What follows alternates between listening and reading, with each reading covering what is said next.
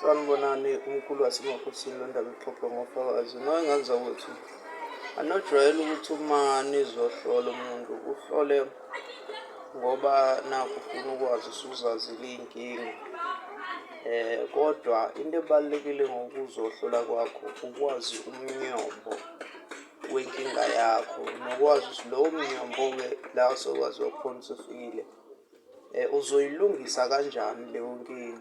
Ngoba ngale kwalokho kufana nokuthi nje usuke uzohlolela ofana nalabantu abasuke bezohlolela ukufuna ukwazi nje nokuzwa ukuthi ugula ngempela yini lo muntu, uyibona ngempela yini iy'nkinga noma ukubona zonke yini iy'nkinga zakhe. So uma usesenjalo no usuke usadlala, kodwa umuntu usuke u-serious uyabonakala futhi abanye benu usuke umuntu usibezwe emzimbeni nasegazini ukuthi no lo muntu u-serious ngempilo. Siyathokoza ndawuwe, amen, makhosi.